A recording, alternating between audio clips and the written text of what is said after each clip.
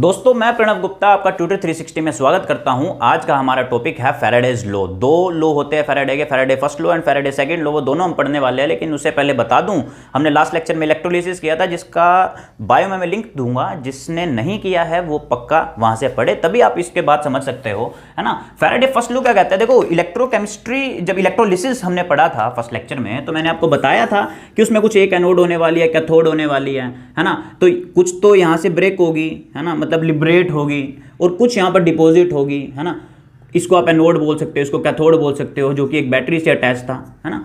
तो Faraday first law क्या बोल रहा है कि जितना भी अमाउंट हमारा लिबरेट हुआ है या फिर हमारा डिपॉजिट हुआ है, वो किसके डायरेक्टली प्रोपोर्शनल है? जितना हमने करंट पास आउट किया या जितना चार्ज पास आउट किया।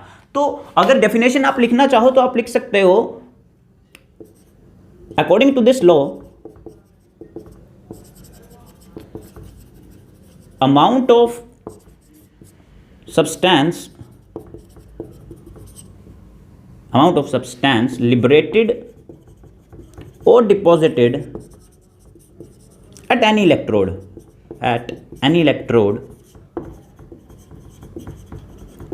is directly proportional to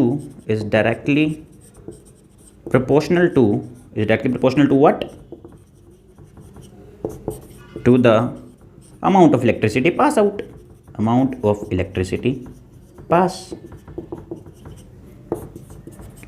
तो अगर मैं अमाउंट को W से रिप्रेजेंट करता हूं और इलेक्ट्रिसिटी का जो अमाउंट है उसको मतलब चार्ज ही बोलते हैं उसको, अगर मैं Q से रिप्रेजेंट करता हूं तो वो क्या बोल रहा है? W is directly proportional to Q। जब भी डायरेक्टली प्रोपोर्शनलिटी का साइन खोलता हूं तो एक कांस्टेंट आता है, यहां पर वो जो कांस्टेंट है वो आ रहा है ZQ। अब आप जानते हो व्हाट इज Q तो यही होता है I into T, that is current into time. तो मैं इसको भी रिप्लेस कर रहा हूं Z इंटू आई टी से। जो फाइनल जो फॉर्मूला है फैराडे फर्स्ट लॉ का वो ये है ना। बहुत सिंपल सा है, आपको अगर होगा तो ये तो कांस्टेंट ही है। तीन चीज है, तीन चीजों में से कोई भी दो चीज गिवन होगी, एक चीज निकालनी होगी। तो आपको पता होना चाहिए but Faraday first law actual में क्या है। एक्चुअल में तो ये सिर्फ अमाउंट बताता है, कितना लिबरेट हुआ, कितना ज्यादा यहाँ पर डिपॉजिट हुआ है, और वो भी किसके डायरेक्टली प्रोपोर्शनल है? जितनी हमने इलेक्ट्रिसिटी पास आउट की है। ये जो Z है यहाँ पर, इसको बोला जाता है क्या? Electrochemical equivalent. Electrochemical equivalent. अगर डेफिनेशन इसकी आ जाए तो आप कुछ इस प्रकार से समझने की कोशिश करना। अगर मान लो मैं करंट जो पास आउट कर रहा हूं वो 1 एम्पियर करूं और जो टाइम है वो 1 सेकंड के लिए करूं, इसका मतलब क्या है कि अगर फाइनल मैं Q ही बोल दूं Q, तो वो क्या होगा? 1 कूलम्ब होगा। 1 कूलम्ब जो चार्ज है मैंने पास आउट किया है, तो जो हमारी इक्वेशन है वो W इज इक्वल Z बन जाएगी। तो बेसिक मैं कहना क्या चाहता हूं कि अगर Z की डेफिनेशन लिखनी है तो ये लिखो, अमाउंट ऑफ सब्सटेंस डिपॉजिट और liberated when an current of 1 ampere is passed for 1 second. इतनी सी बात है। तो आपको क्या मिल जाएगा? आपका Z, that is electrochemical equivalent. तो फर्स्ट लॉ जो बहुत छोटा सा था, फर्स्ट और सेकंड लॉ दोनों के ही जो थोड़े न्यूमेरिकल हम बाद में करने वाले हैं, है ना। अभी थोड़ी सी थ्योरी समझेंगे।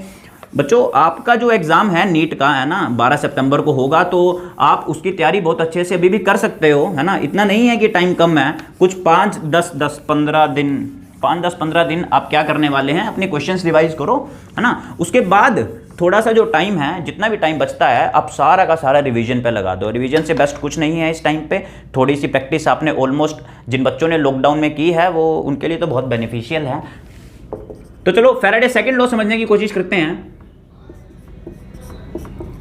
फैराडे सेकंड लॉ क्या कहता है? मान लो कि अभी तक जो दो सॉल्यूशंस हमने लिए थे, है ना, तो दोनों ही दो सॉल्यूशन हम लेंगे और वो क्या होने चाहिए? डिफरेंट होने चाहिए। उन दोनों सॉल्यूशन वो जो डिफरेंट होंगे उसमें जो इलेक्ट्रिसिटी है वो मैं एक ही पास आउट करूंगा, मतलब सेम करंट पास आउट कर रहा हूं दो सॉल्यूशंस के ऊपर। मतलब अगर ये इसका एनोड है, ये कैथोड है, ये एनोड है, ये कैथोड है, प्लस नेगेटिव, है ना, ये एनोड है प्लस नेगेटिव, है ना। इसको मैंने क्या किया कि एक ही बैटरी के साथ कनेक्ट कर दिया। मतलब जो भी अमाउंट मैं इस बीकर को देने वाला हूं करंट की, वही अमाउंट मैं इस बीकर को देने वाला हूं। So this is positive, this is negative. ये भी क्या है? इसी सर्किट के साथ अटैच है। मान लो सपोज कर लो मैं इसको बोल दूं this is AgNO3 solution, silver nitrate solution. ये चलो मैं कॉपर सल्फेट बोल देता हूं CuSO4 सॉल्यूशन। तो बेसिक इलेक्ट्रोलिसिस का ही सर्किट है ना, जिसमें मैंने क्या किया है, दो अलग अलग सॉल्यूशन लिए, डिफरेंट सॉल्यूशन, उनको एक ही बैटरी से अटैच कर दिया, मतलब जो भी इलेक्ट्रिसिटी इसको मिलने वाली है वो इसको मिलेगी, जो इसको मिलने वाली है वो इसको मिलेगी, इक्वल काम होगा। तो हमारा जो फैराडे सेकंड लॉ है वो क्या स्टेट कर रहा है कि जो भी अमाउंट ऑफ सिल्वर डिपॉजिटेड, जो भी सिल्वर डिपॉजिट होगा, और जो भी अमाउंट ऑफ कॉपर डिपॉजिट, वो इक्वल्स होगा किसके, equivalent weight of silver and equivalent weight of copper. ये इक्वल टू में है, आप इसको थोड़ा सा ध्यान से लिखें, है ना। अब जितना भी अमाउंट है, अगर बेसिक से अगर आपको ये नहीं लिखनी है that ratio of the amount of silver and copper deposit is equal to the ratio of equivalent weight of silver and copper, आप सिंपल ये भी लिख सकते हो that amount of substance deposit is directly proportional to the equivalent weight of that substance, है ना। इतनी सी बात लिखोगे तो आपका फैराडे सेकंड लॉ जो है कंप्लीट हो जाएगा। अभी तक इनसे जो बेसिक न्यूमेरिकल है वो बहुत ज्यादा बेसिक है। अगर इसमें भी मान लो ये आप एक न्यूमेरिकल जानते हो, आप इसकी वैल्यू आपको पता है, इसकी पता है तो इसकी निकाल दो, इसकी पता है तो इसकी निकाल दो, कोई भी आपको चीज गिवन होगी आप इजीली निकाल सकते हो। इक्विवेलेंट वेट की जो कहानी थी वो मैंने पहले लेक्चर्स में कराई है, दैट इज इक्विवेलेंट वेट होता क्या है, एक बार फिर देख लो। इक्विवेलेंट वेट क्या होता था, molecular weight by number of moles भी क्या, जिसको हम एसिडिटी बेसिसिटी बोल देते थे, एसिडिटी और basicity, number of electrons gain और लूज, है ना। तो उसका भी मैं चलो लिंक दे दूंगा आपको, उस लेक्चर में जरूर देखना, मोलैरिटी के लेक्चर्स में हमने वो किया था। तो basic Faraday first law and second law यही होता है। अभी जो बात हम समझने की कोशिश करेंगे वो करने वाले हैं फैराडे की, है ना, क्योंकि ये फैराडे फर्स्ट लॉ तो हमने देख लिया, सेकंड लॉ हमने देख लिया, लेकिन ये कहीं भी फैराडे, वैसे तो ये माइकल फैराडे थे जिन्होंने साइंटिस्ट थे जिन्होंने एक्सपेरिमेंट किया था, है ना। एक्सपेरिमेंट भी क्या, relation between the amount of substance deposit, है ना, और किसका, जितनी इलेक्ट्रिसिटी हमने पास आउट की थी, तो इनका जो रिलेशन पढ़ा था वो माइकल फैराडे ने पढ़ा था। अब तो फैराडे तो हमारा इन्वॉल्व ही नहीं हुआ, फैराडे को इन्वॉल्व करते हैं कहीं ना कहीं। तो पहले जानते हैं कि फैराडे है क्या, व्हाट इज फैराडे। फैराडे क्या है बच्चों, अभी तक मैं 1 लिखा है, अगर मैं 1 भी ना लिखूं, चलो F ही लिख लेता हूं। What is Faraday, Faraday is charge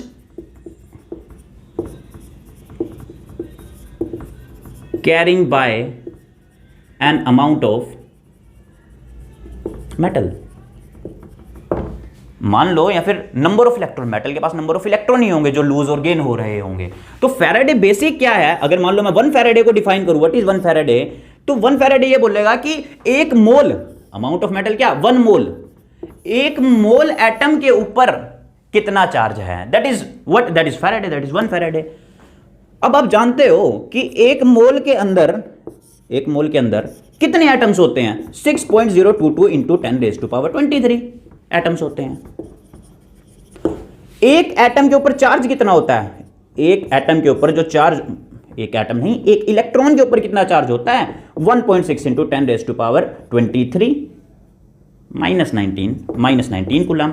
एक इलेक्ट्रॉन के ऊपर इतना चार्ज है ना। हमारे पास इतने इलेक्ट्रॉन, एटम बोलो, इलेक्ट्रॉन बोलो, मॉलिक्यूल बोलो, एक ही बात है। एक मोल के ऊपर इलेक्ट्रॉन है कितने, नंबर ऑफ एटम्स है कितने, इतने हैं। तो एक के ऊपर इतने हैं, तो व्हाट इज दिस, 6.022 इंटू 10⁻20, जिसको हम एवोगैड्रो नंबर भी बोलते हैं, total number of atom is in one mole, है ना। तो वो क्या होंगे, वो होंगे Na into 1.6 into 10⁻⁻19 coulomb, that is what, that is 6.022 into 10⁻23 into 1.6 into 10⁻⁻19 coulomb.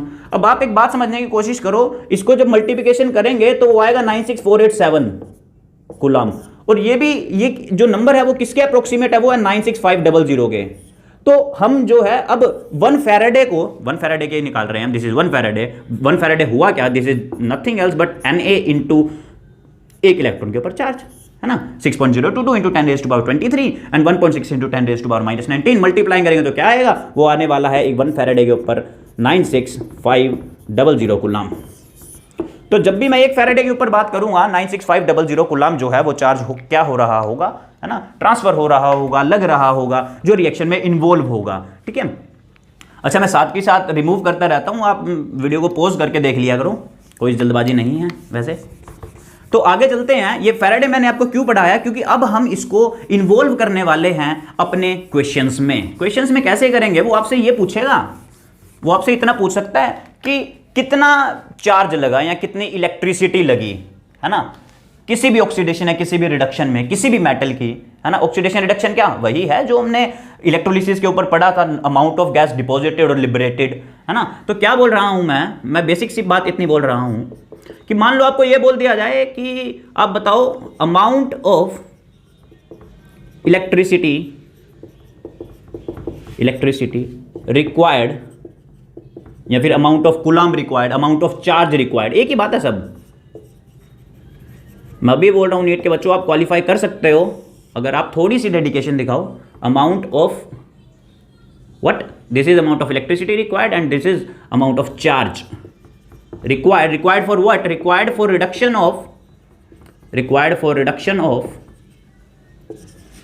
3 mole of aluminium plus 3 to aluminium. लो रिएक्शन ही दे देता हूं मैं पूरी आपको, ठीक है। इस टाइप के वो क्वेश्चन पूछेगा, तो इस टाइप के क्वेश्चन से घबराना नहीं है। इस टाइप के क्वेश्चन को कुछ इस प्रकार देखो, है ना। मान लो मैं ये बोल दूं कि एक इलेक्ट्रॉन है हमारे पास, है ना, उसके ऊपर जो चार्ज लगेगा वो 1 फैराडे लग रहा है, हमने पढ़ा है अभी भी कुछ इस प्रकार सा। एक इलेक्ट्रॉन मींस 1 फैराडे चार्ज। अभी देखो, अभी इसके अंदर कितने इलेक्ट्रॉन लग रहे हैं, aluminium plus 3 electron to form aluminium. कुछ इस प्रकार से रिडक्शन होने वाला है। मैंने रिडक्शन लिखा है तो इस फॉर्म में लिखी है, ऑक्सीडेशन लिखता तो इससे अपोजिट लिख देता, +3 से 0 पे जा रहा है बिकॉज, ठीक है। तो इस रिडक्शन के दौरान 1 मोल, अगर मैं चाहता हूं कि 1 मोल ऑफ एल्यूमिनियम डिपॉजिट हो तो उसके लिए 1 मोल के लिए कितने फैराडे लग रहे हैं, कितने, 3 इलेक्ट्रॉन मींस क्या, 3 फैराडे। अरे 1 फैराडे पे चार्ज कितना होता है, 96500।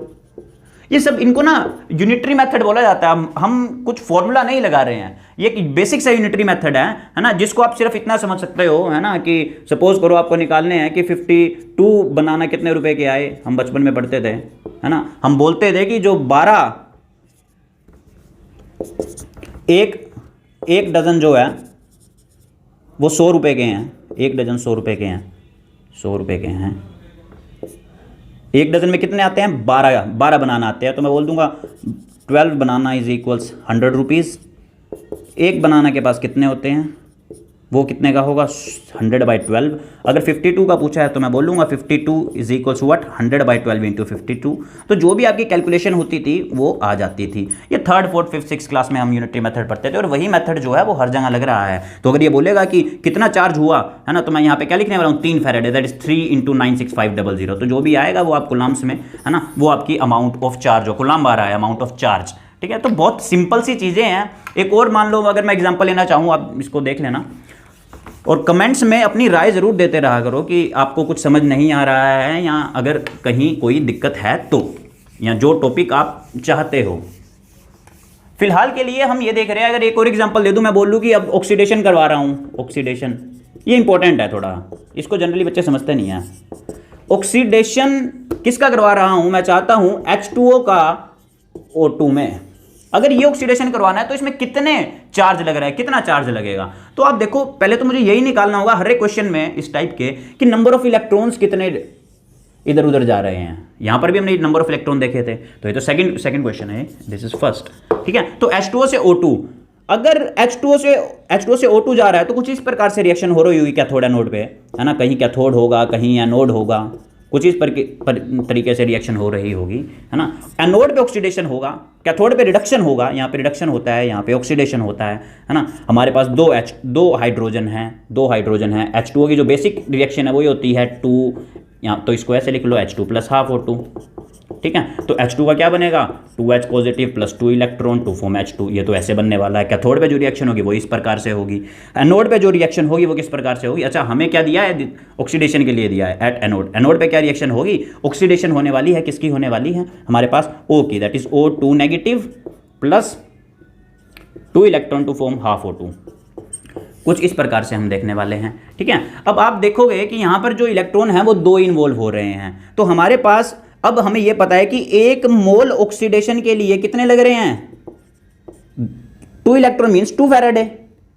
हमने इस कितने मोल के लिए पूछा, मान लो मैं 4 मोल के लिए पूछ लूं तो 4 मोल के लिए कितने लगेंगे, that is 4 × 2F, that is what, 8 Faraday. तो इस प्रकार से आपको क्वेश्चन करने हैं। फैराडे 96500 आप मल्टीप्लाई करोगे तो आपको जो चार्ज है वो आ जाएगा। बहुत सिंपल से क्वेश्चन थे। अगर एक और टाइप का क्वेश्चन मैं देखना चाहूँ तो मान लो मैं आपको ये बोल दूँ कि कोई CuSO4 कॉपर सल्फेट नाम का सोल्यूशन था और कुछ देर के लिए उससे कुछ इलेक्ट्रिसिटी पास आउट की गई, मतलब करंट पास आउट किया गया, है ना। तो कितना जो हमारे पास अमाउंट है वो डिपॉजिट हुआ, हमें ये पढ़ना है।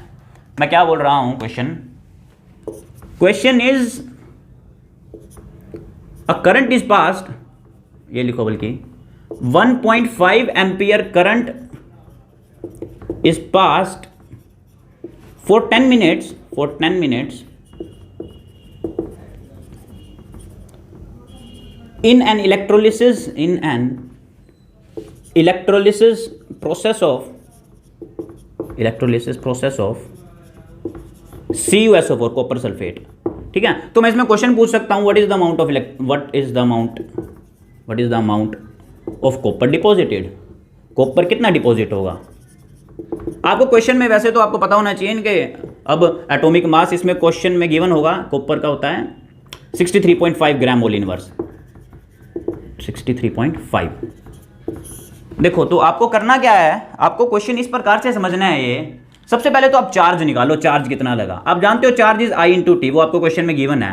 व्हाट इज I, करंट दे रहेगा, करंट कितना है 1.5 ampere into time. What is time, time हमारे पास 10 मिनट गिवन है। अगर उसको सेकंड्स में हम पढ़ते हैं, सेकंड्स में करेंगे तो 10 इंटू 60, 10 इंटू 60, जीरो से ये कैंसिल, नीचे 10 आएगा, ये कैंसिल हो गया है।